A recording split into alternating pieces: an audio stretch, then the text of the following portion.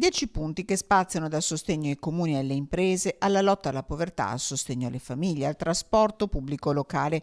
È in ritardo la Regione Veneto con provvedimenti già adottati, ad esempio da Emilia-Romagna, Piemonte e Lombardia, che possono sostenere il delicatissimo periodo della ripresa dopo le chiusure e l'isolamento per il Covid-19.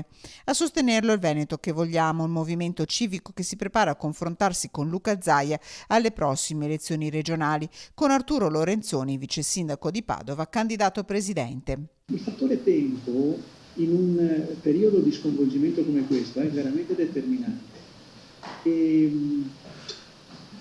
Sì, biasimare il governo perché sta ritardando di qualche giorno una manovra, diciamo così, credo che sia la più grande della storia, fatta in tempi straordinari.